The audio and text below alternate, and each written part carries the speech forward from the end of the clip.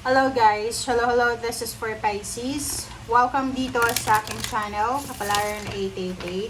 Welcome guys. Alamin natin Pisces kung anong message ang kailangan yung marinig. So this is timeless collective, so anytime. Tingnan natin kung ano yung kailangan mong marinig, okay? Or pwedeng sagot sa mga katanungan mo, awareness, or warning para sa iyo. Okay. So, this is for Pisces. Okay, unahin natin yung message from your angels. Okay, Pisces. Bago ka ba sa channel ko? Kung bago ka, please like, share, and subscribe. Paki-press ang notification bell button para updated kayo sa mga videos na ina-upload ko. Let's get one card or two. Oh, two cards. Ay, Pisces. Wow. Yung unang baraha mo dito, sinasabi ng baraha na steady progress. Kumbaga, steady lang yung progress mo. So, like for example, wala kang masyadong dapat na alalahanin, Pisces, kasi sinasabi ng baraha sa'yo dito na yung progress mo, yung everyday ginagawa mo, okay? You are acknowledged by your spiritual helpers and guys na, eto si Pisces, masipag to. Eto si Pisces, grateful to, ganyan, ganito. Okay? So, kumbaga, ang sabi ng angels and guides sa'yo dito, nakikita nila kung ano yung ginagawa mo para sa mundo. Nakikita nila kung ano yung contribution mo para mapaganda yung mundo sa pamamagitan ng yung thoughts, ng feelings, and actions of love. So, parang sinasabi ng baraha sa'yo, steady progress. Kung ano man ang ginagawa mo sa ngayon, related dito, focus on service. Okay? So, kung ano man na ginagawa mong mga, like for example, mga kawang gawa. Okay? Yung pagiging mabuting tao, Pisces. Yung pagiging mabuting tao, sabi ng baraha sa'yo dito, yung pagiging matulungin, yung pagdamay sa mga taong walang kakayahan, lalo na dun sa mga naghihirap na tao, nakikita ka ng iyong angels and guides. So, masaya sila sa ginagawa mo. Sinasabi dito ng baraha na ina-acknowledge nila, na-appreciate nila yung ginagawa mo. Okay? So, malaki daw yung contribution mo sa mundo para maging masaya, magkaroon ng pagmamahal ang mundo. So, congratulations sa mga Pisces. Okay? Next word natin is focus and service. So, mag-focus ka daw, Pisces. So, dito sinasabi ng barahan na mag-focus ka sa, yun nga, put your entire focus sa kung ano man na kaya mong maibigay and kaya mong tanggapin. So, this one is service. Service to others, service sa community. Okay? So, sinasabi ng baraha sa'yo na kung may kakayahan ka daw, Pisces, na tumulong, tumulong ka. Doon yung kailangan mong focus sa ngayon. Okay? Alright. Okay. This is for Pisces.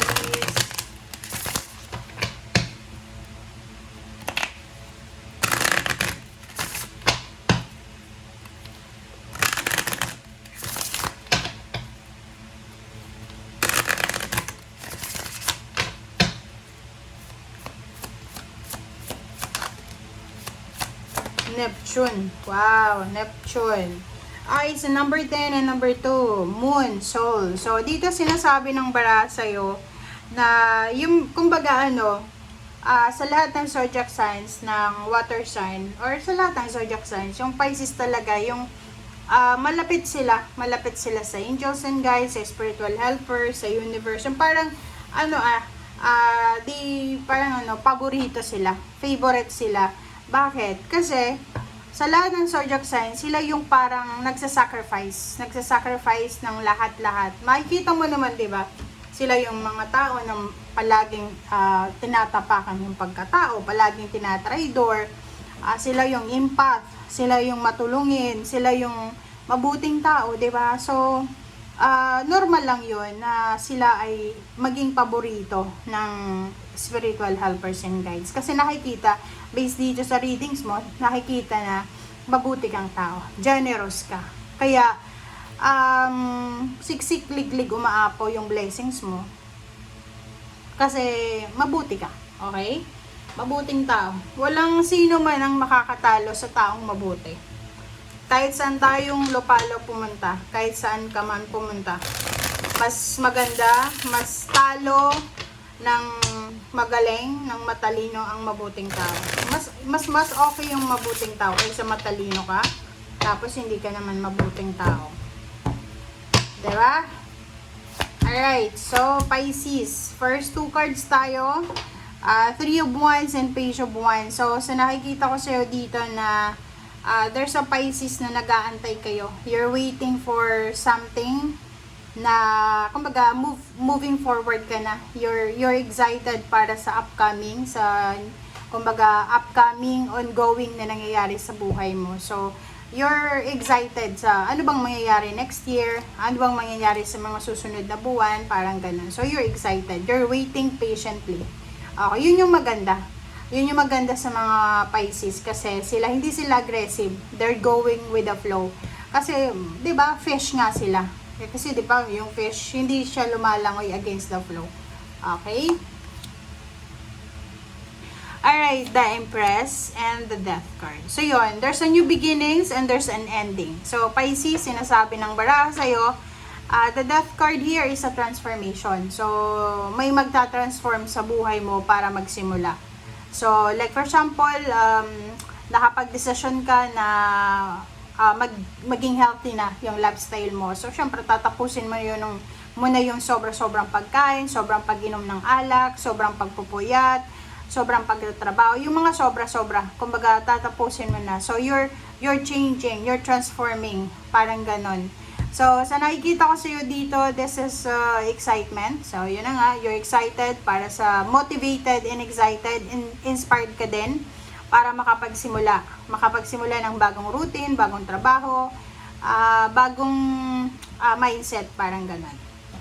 Okay, ano pa ba?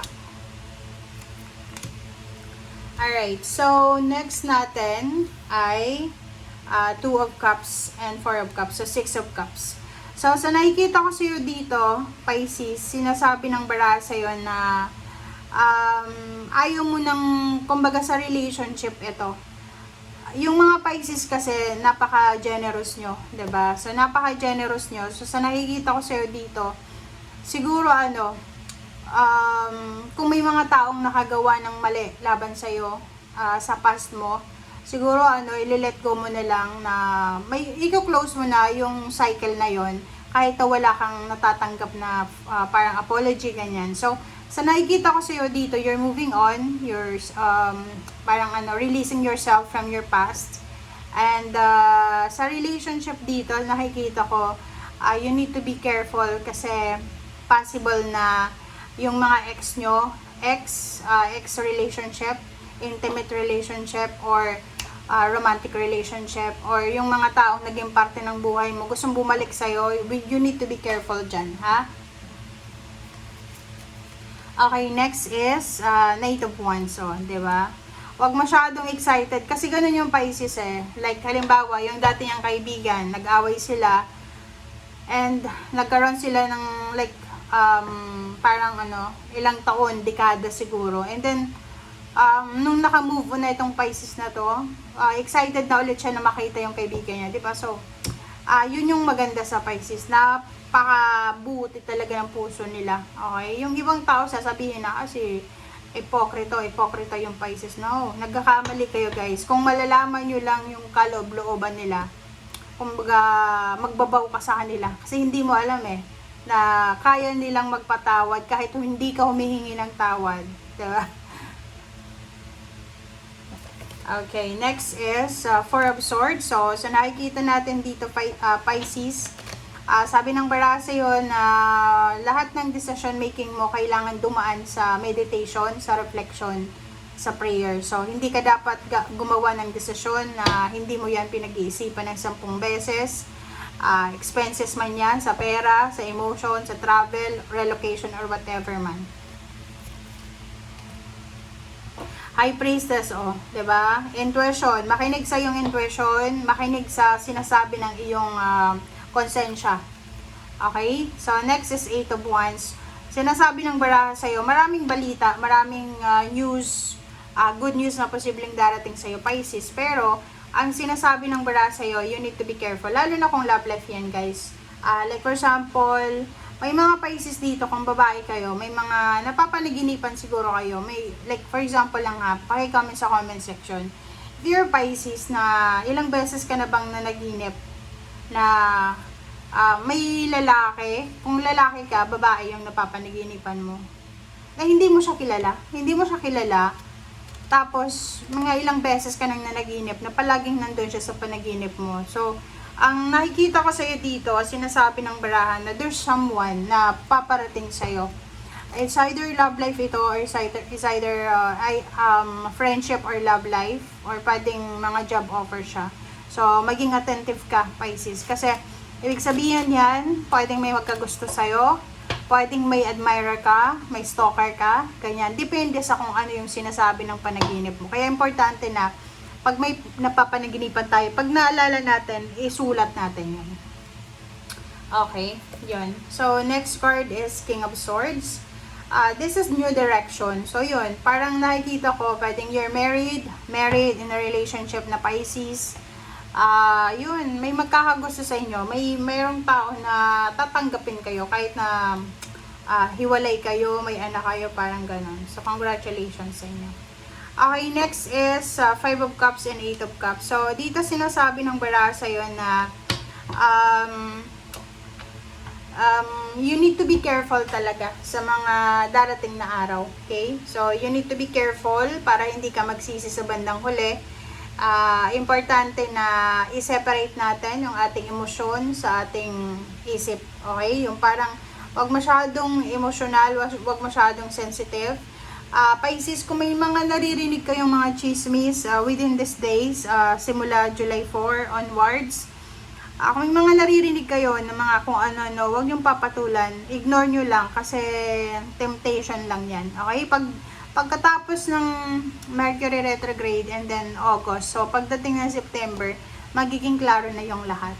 Okay? Thank you guys. Bye!